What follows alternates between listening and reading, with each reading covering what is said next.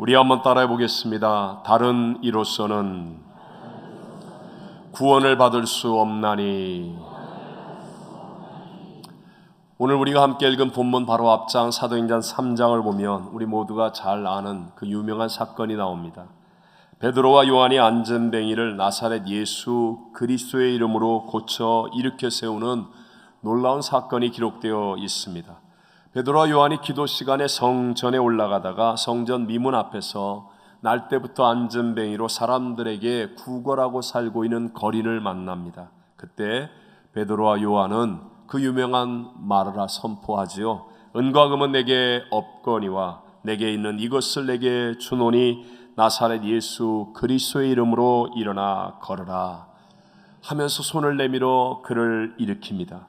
그러자 발과 발목에 힘을 얻어서 일어나게 된 안전뱅이는 기뻐 걷기도 하고 뛰기도 하면서 하나님을 찬송하게 되었고, 그것을 바라보는 모든 사람들은 심히 놀랍게 여겨서 솔로몬 행각이라는 곳에 모든 사람들이 몰려들 정도가 되었습니다.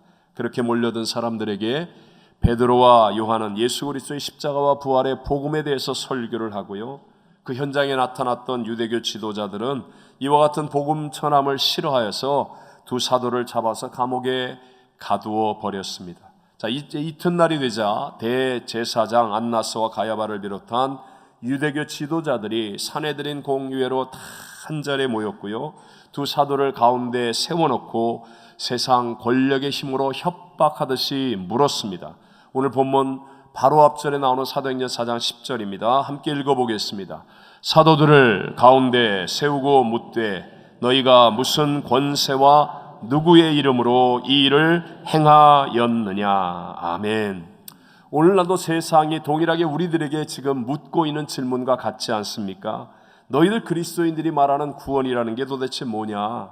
왜 예수님의 십자가와 부활의 복음만을 믿으라고 그렇게 하느냐? 너희들이 무슨 권세와 누구의 이름으로 이런 일을 하고 저런 일을 하느냐라는 질문입니다. 이것은 신앙생활을 하고 있는 나 자신에게도, 오늘 이 귀한 시간에 하나님 앞에 나와 예배드리는 우리 스스로에게도 대답해야 될 질문인 것입니다. 그 질문에 대한 대답이 바로 오늘 본문의 말씀이지요. 성령이 충만한 베드로와 요한 사도는 조금도 두려움이 없이 확신을 가지고 시편 118편 28절의 구약 성경 말씀을 정확하게 인용하면서 당당하게 답변을 합니다.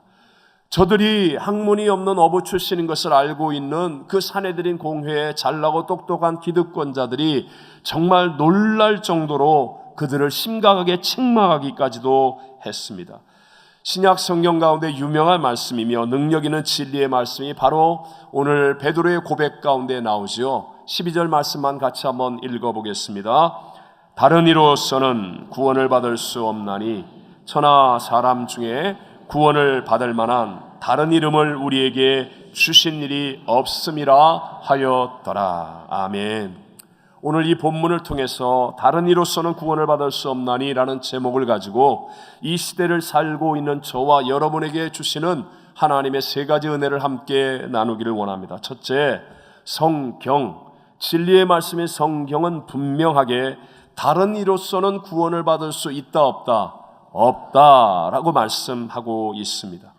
저와 여러분, 이 세상을 살고 있는 모든 인생은 반드시 구원이 필요합니다. 왜냐하면 첫사람 아담과 하와가 죄를 지어서 사망의 종이 되었기 때문입니다. 로마서 5장 12절입니다.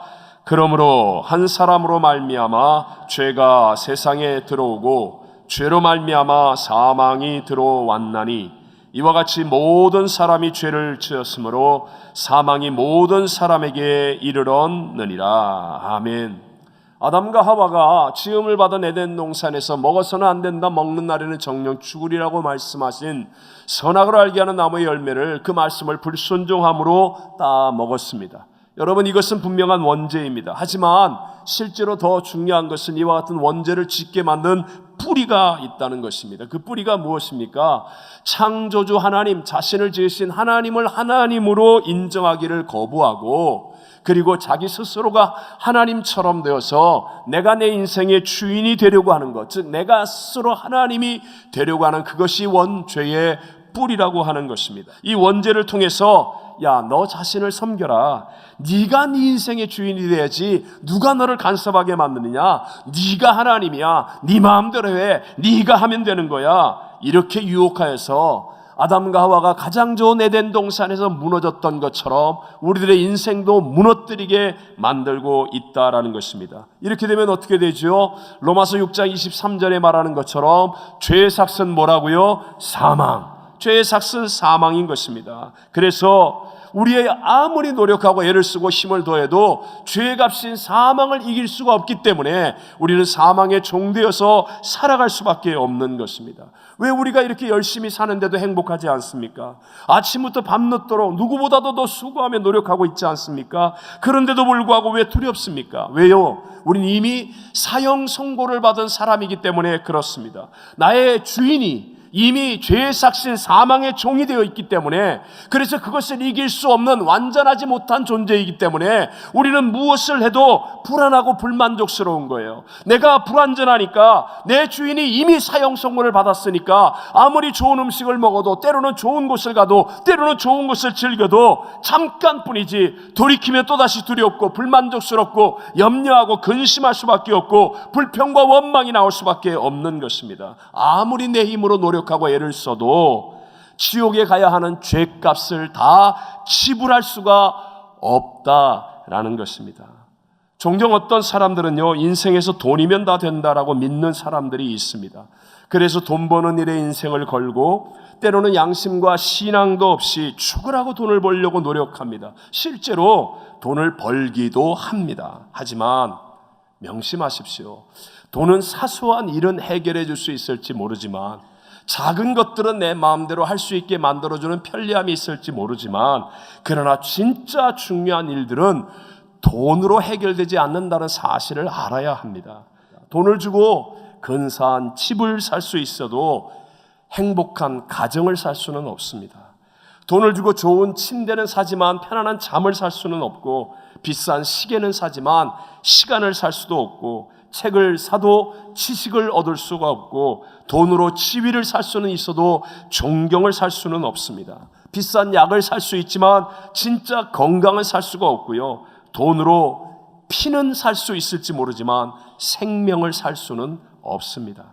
한번 조금만 생각해 보십시오. 그러면요, 이 세상에서 정말 필요하고 귀중하고 소중한 것들은 다 돈으로 살 수 있는 것이 아니라는 것을 깨닫습니다. 여러분, 지금 이 자리에 그것이 없으면 몇십 초 안에 다 죽습니다. 몇 분 안에 다 죽습니다. 그게 뭐죠? 공기예요, 공기. 가장 소중한 햇빛이 돈과 상관없습니다. 어제 새벽에 내렸던 소중한 비가 그렇고, 진실한 사랑이 그렇고, 참된 은혜가 바로 돈으로 이루어지는 일이 아니라는 것입니다. 무엇보다도 돈으로 죄의 값인 사망을 치불할 수가 없다라는 것이죠. 세상의 지위나 명예, 권세, 이것도 죄의 값, 사망을 지불할 수가 없습니다. 세상에서 여러분이 제일 예쁘다고 해도, 세상에서 여러분이 제일 지식이 많고 재능이 있다 할지라도, 세상의 모든 것을 다 가지고 있다 할지라도 그 끝은 죽음이라는 것을 피할 수가 없다는 것이죠. 오늘 본문에 나오는 유대교 지도자들은 구원을 자신들의 전유물처럼 여기는 종교적인 자부심이 강한 사람들입니다. 하지만 그런 유대교 지도자들이라 할지라도 죄값 사망을 치를 수 없다라고 베드로 사도가 진리로 선포하는 거예요. 그래서 오늘 성경은 다른 이로서는 구원을 받을 수 있다, 없다, 없다라고 말씀하는 겁니다. 그럼 두 번째 진리가 무엇입니까? 오직 누구만이, 다시 한번 누구만이, 예수님만이 우리에게 구원을 베푸시는 구세주라는 것을 말씀하고 있습니다. 자, 오늘 성경이 말하는 다른 이로서는 구원을 받을 수 없다라고 번역된 헬라어 원문을 직역하면 예수 아닌 그 누구 안에도 구원은 없다라는 말입니다. 자, 오늘 본문 9절을 같이 한번 읽어볼까요? 만일 병자에게 행한 착한 일에 대하여 이 사람이 어떻게 구원을 받았느냐고 오늘 우리에게 질문한다면, 자, 여기에서 구원이라는 단어가 나옵니다. 베드로가 사용한 구원이라는 단어의 헬라어 명사는 소테리아라고 번역했습니다. 소테리아라는 말은요, 두 가지 의미를 동시에 지니고 있는데, 첫 번째 의미가 오늘 본문에서 이 안전뱅이가 낫게 된 육적인 치유, 육신적 질병에서의 치료를 말하는 단어입니다. 두 번째 소테리아라는 말이 갖고 있는 의미가 바로 영적인 구원이라는 것입니다.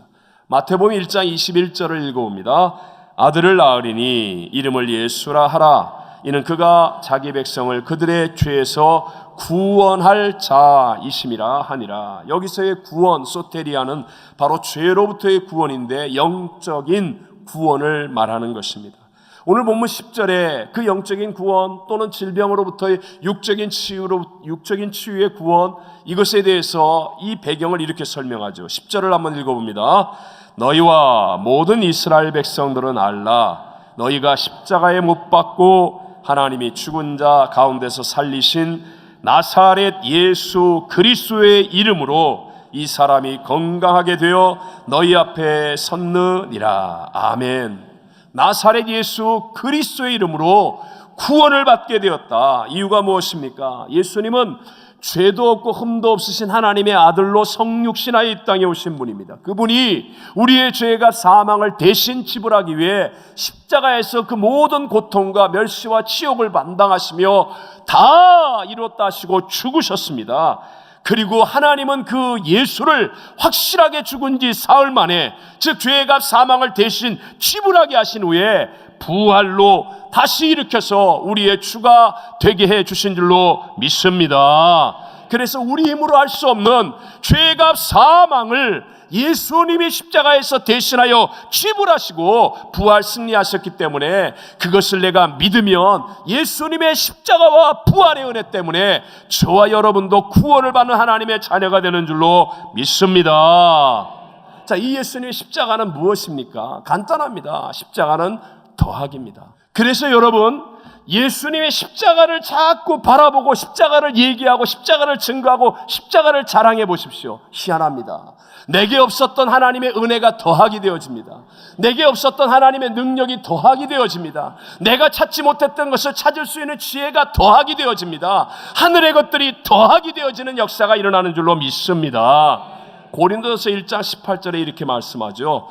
시작. 십자가의 도가 멸망하는 자들에게는 미련한 것이요 구원을 받는 우리에게는 하나님의 능력이라. 아멘.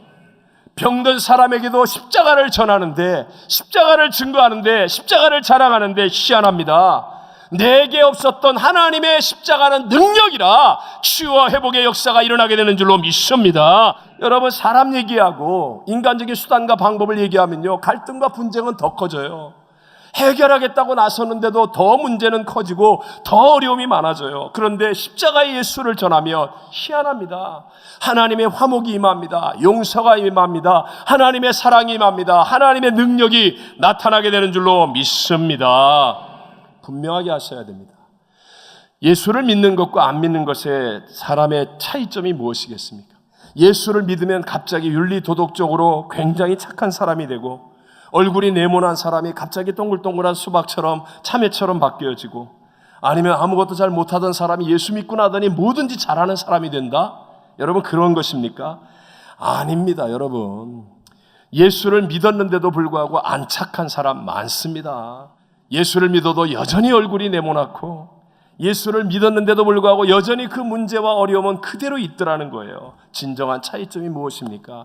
그게 바뀌는 게 아니에요. 내가 슈퍼맨이 되는 게 아니에요. 그게 아니고요. 진정한 차이점은 바로 예수님이 플러스 되는 거예요. 예수님의 구원이 플러스 됩니다. 즉, 세상 사람들의 그렇게 손가락질 받고 아직도 변화되지 못하여 욕먹고 아직도 형편없는 것 같은데도 불구하고 예수님의 구원이 그 사람에게 플러스 되어져서 놀랍습니다. 한 걸음 한 걸음 어느 날 예수 그리스도의 영광의 자리까지 가는 복을 누리게 될 줄로 믿습니다. 사람들은 지탄합니다. 사람들은 욕을 합니다. 사람들은 외면합니다. 사람들은 등을 돌립니다. 하지만 그가 예수님 믿으면요, 그 사람이 아주 온전해지지 않았음에도 불구하고 예수님의 구원이 플러스 된다니까요. 예수님의 사랑과 은혜가 플러스 되어집니다. 예수님의 약속과 능력이 플러스 되어집니다. 그래서 영적인 마이너스가 영적인 플러스로 바뀌고, 경제적인 마이너스가 경제적인 플러스로 바뀌고, 육신적인 마이너스가 플러스로 바뀌어지는 하나님의 기적을 체험하게 되는 줄로 믿습니다. 여전히 그 사람 예수를 믿고 난 다음에도 그 직장에서 같은 일을 하고 있어요. 예수를 믿었다고 슈퍼맨 그리고 날아다니는 게 아니고요, 똑같은 일을 하고 있는데 희한합니다. 똑같이 책상에 앉아 일하는데도 빛이 납니다.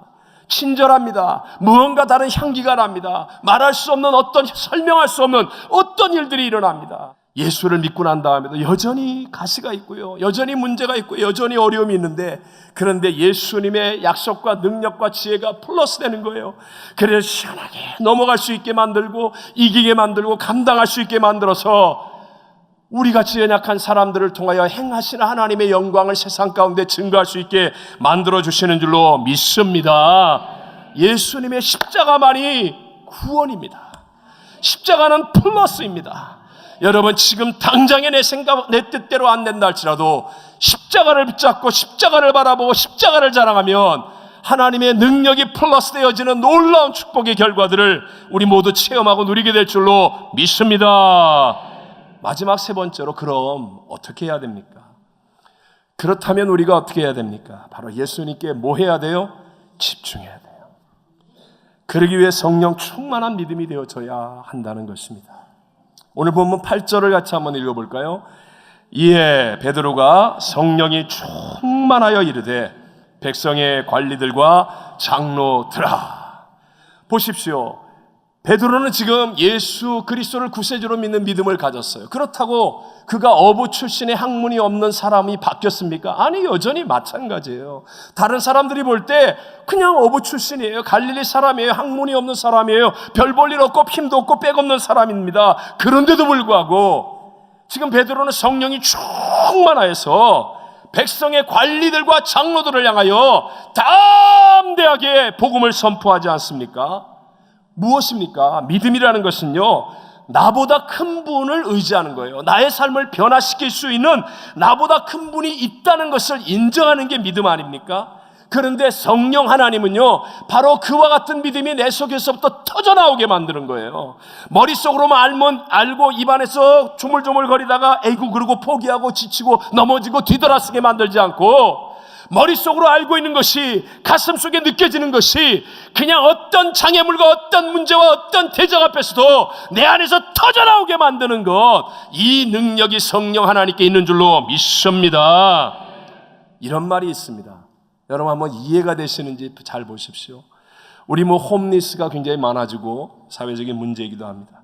근데 우리말로 표현해서 거지가 되었을 때 제일 힘든 게 무엇인지 아십니까? 거지가 되었을 때 제일 힘든 게 바로 친구가 다 거지라는 것입니다.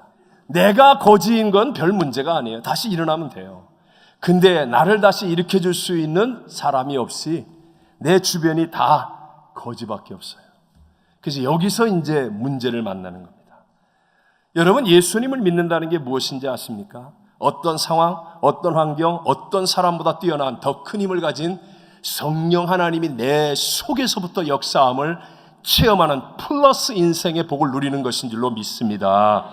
요한복음 14장 26절에 이렇게 말합니다. 보혜사 곧 아버지께서 내 이름으로 보내실 성령, 그가 너희에게 모든 것을 가르치고 내가 너희에게 말한 모든 것을 생각나게 하리라. 아멘. 왜 예수님께 집중해야 됩니까? 예수님께 집중하면요, 보혜사 성령 하나님의 역사가 내게 일어나는 거예요. 여러분, 빛이 비추이면 어둠은 자연스럽게 떠나가게 되고요, 실체가 오면 그림자는 비켜주게 되어 있습니다. 예수님께 집중하면요, 성령이 내 안에 역사하기 시작하고요, 그러면 주님이 하신 말씀이 내게 생각하고 주님이 이루신 일들이 내 안에서 믿어지면서요, 나로 하여금 감당할 수 없을 정도로 터져나오는 믿음의 사람이 되게 만드는 거예요. 베드로가 관리와 장로들아 외치는 것처럼 이런 놀라운 역사가 일어나서 하나님이 주시는 새 기적을 만들고 체험하고 영광을 돌리며 승리하게 될 줄로 믿습니다. 저는요, 개인적으로 주의 종이니까, 그러니까 여러 종류의 주의 종들을 만나고 보지 않습니까? 종종 이제 훈련시키고 함께하고 그럴 때 보면 어떤 분들은 나는 목사님 담임 목사가 되겠습니다. 아니면 나는 무슨 교수가 되겠습니다. 나는 어떤 특별한 목사가 되겠습니다. 물론 틀린 거 아니에요. 그런데 제가 경험을 해보니까요, 이런 데에 마음을 쓰는 것보다도 그냥 예수님 한 분께 집중하고 그리고 성령으로 충만하며 자기의 사역을 감당하는 사람이 나중에 보니까요, 정말로 그 사람에게 가장 적합한 사역의 최고의 자리에, 하나님이 가장 귀하게 쓰는 자리에 다 있더란 말입니다. 성도들에게 얘기해 볼까요? 성도들도 이런 얘기합니다. 나는 직분을 받아야 합니다. 나에겐 이런 자리가 맞습니다. 나는 이런 역할을 할 겁니다. 나한테 이렇게 해주시면 내가 이렇게 하겠습니다. 등등. 예수님 아닌 것에 이미 마음이 쏠려 있으면요, 두 마음을 품은 자들은요, 무엇인지 죽게 얻기를 생각지 말라. 근데 반대로 저는 예수님 한 분이면 됩니다. 뭘 시켜도 좋습니다. 내가 할 수 있다면 순종하여 해보겠습니다. 그냥 예수님 붙잡고 제가 한번 해보겠습니다. 그런 사람이 되잖아요. 그러면 결국 성령으로 충만해서 나중에 오면 다 얻는 사람이 되어질 줄로 믿습니다. 여러분 보세요. 하나님이 아브라함을 믿음의 조상으로 세우시고 우리에게 롤 모델이 되게 하셨잖아요. 아브라함이 부르실 때 이렇게 약속합니다. 창세기 13장 16절에 보면 내가 내 자손이 무엇 같게 하리니? 땅에 티끌 같게 하리니. 또 창세기 15장 5절에 보면 하늘을 우러러 무뼈를 셀 수 있나 보라. 또 그에게 이르시되 내 자손이 뭐와 같으리라? 이와 같으리라. 여러분 한번 세어보시겠습니까? 땅의 티끌을 세어보시겠습니까? 하늘의 별들을, 밤하늘에 저 맑은 하늘에 반짝이고 초롱이는 별들을 한번 헤아려 보시겠습니까? 여러분, 그것이 헤아릴 수 없는 무수히 많은 것임을 우리는 쉽게 알 수 있습니다. 그런데요, 하나님이 아브라함에게 직접 이렇게 약속했잖아요. 그런데 정작 하나님은요, 믿음을 유업으로 이들 아들을 이삭 한 명밖에는 안 주셨단 말입니다. 한 명밖에는 안 주셨어요. 그것도 하나님이 시험해서 하사 직접 그 아들을 모리아 산으로 데리고 와서 그냥 죽여가지고 각을 떠서 싹 불살라 태우는 번제물로 하나님께 바치라고 말씀하시는 거예요. 무엇을 의미하는 겁니까? 하나님은 약속해놓고 안 지켜도 된다는 거예요? 하나님 막 아무렇게나 해도 된다는 거예요? 그게 아니에요. 아브라함을 통하여 우리에게 전하고 싶은 하나님의 교훈, 그것은요, 오직 하나님 한 분에게만 집중하라는 것입니다. 네? 그러면 아니야, 나한테 아들을 하나밖에 안 줬는데 아들 그러고 있으면요, 아무것도 안 돼요. 그런데 주시겠다고 약속하신 하나님, 그 하나님 한 분만을 바라보고 나는 하나님 한 분이면 충분합니다. 하나님의 뜻과 섭리가 있음을 믿습니다. 하나님을 바라보면요, 그러면 반드시 그 모든 일들이 이루어지는 줄로 믿습니다. 보세요. 아브라함은 실제로 그 아들을 번제물로 죽이려고 그랬어요. 내가 죽일지라도 살리실 분은 하나님이야. 그러면서 하나님께 집중하고 그 시험을 합격하고 통과했잖아요. 그랬더니 여러분, 지금 아브라함을 조상이라고 말하는 사람들이 세상에 얼마나 많습니까? 유대인들은 다 아브라함이 자기의 조상이라고 말합니다. 아랍 사람들, 이슬람교를 믿는 사람들도 다 아브라함이 자기 조상이라고 말합니다. 오늘 예수를 믿는 한국 사람이든 중국 사람이든 일본 사람이든 미국 사람이든 어떤 사람이든 다 아브라함을 영적인 믿음의 조상이라고 말하지 않습니까? 그러면 아브라함처럼 자손이 많은, 하늘의 별처럼 헤아릴 수 없고 땅의 티끌처럼 셀 수 없는 이 약속은 이루어졌어요? 안 이루어졌어요? 이루어졌어요. 어떻게 하면? 하나님 한 분이면 됩니다. 내가 아들 숫자 세고 있는 게 아니고요, 하나님 한 분이면 됩니다. 그러면 나머지는 하나님이 이루어 주십니다. 오늘의 우리들도 마찬가지입니다. 여러분, 주님이 어떤 분이냐고요? 주님이 지금 우리하고 딜할 만한 그런 CEO 정도입니까? 주님은요, 천지와 만물을 창조하신 분이에요. 그 모든 것들을 다스리는, 그리고 장차 심판하실 만왕의 왕 만주의 주 만물의 충만이십니다. 그분에게만 집중하면, 그러면 나머지는 하나님의 약속대로 다 더하게 되어질 줄로 믿습니다. 예배를 드리면서 그저 사람에게 보이려고 체면 차리려고 이렇게 이 눈치 저 눈치 보지 말고 주님 한 분에게만 집중하면 이 예배의 성공을 통하여 우리의 삶의 문제 속에 하나님의 더하게 되는 능력이 나타나게 될 줄로 믿습니다. 선교도 내 자랑하기 위해, 내 호기심 채우기 위해, 그곳에 가보고 싶어서 자기 이득을 위해 그렇게 하지 말고 주님 한 분이면 됩니다 하는 믿음 가지고 순종하는 선교가 이루어지면 하나님의 놀라운 일들이 다 이루어지게 될 줄로 믿습니다. 외람되지만 제 인생의 터닝 포인트 가운데 하나가, 제가 한국 군대에서 유격 훈련 마지막에 눈을 다쳐서 실명의 위기를 맞았을 때였지 않습니까? 한 사람의 열애도 없이 다 참석해야 되는 한미연합 군사 훈련인 팀 스피릿 훈련 때 제가 실명의 위기 때문에 참석을 못했어요. 그 큰 부대에 아무도, 저하고 60세가 되셔서 전역을 이제 앞둔 행정관 한 분, 그분만 남아서 의가사 제대를 이제 훈련이 끝나면 이제 해야 되는 그런 입장이었어요. 근데 여러분, 이 젊은 나이에, 지금은 안 젊지만 그때 내가 눈을 실명하고 의가사 제대를 해야 된다는 게 너무 한심해서, 그래서 2월달 겨울에 재래식 화장실에 들어가서요, 변이 얼어가지고 이렇게 막 위로 솟아올라와 있는 그곳에서 진짜 눈물로 주님을 부를 수밖에 없었어요. 주님, 기도할 것도 몰랐어요. 주님. 그런데 그 주님 한 분께 확실하게 집중했더니 주님이 내 눈도 고쳐주실 뿐만 아니라 제 인생을 오늘날 이렇게 하나님의 일을 감당할 수 있는 플러스 인생으로 바꾸어 주신 줄로 믿습니다. 선교를 시작할 때, 성전을 처음 지을 때, 문제와 어려움이 있을 때마다 항상 하나님 먼저 세상의 도움을 끊게 하셨어요. 선교비 받지 마라, 사람에게 의지하지 마라, 그리고 오직 예수님 한 분만을 의지하도록 훈련시키셨어요. 그랬더니 30여 년이 지나간 지금까지도 그 일들은 내 인생의 최고의 플러스라는 걸 간증하고 고백할 수 있게 해주시더라는 것입니다. 혹시 여러분, 지금 여러분의 인생이 마이너스라고 생각하십니까? 방황하는 자녀들 때문에 내 인생이 마이너스이십니까? 사업의 어려움으로 지금 마이너스가 되었습니까? 육신의 질병으로 마이너스 인생이라고 생각합니까?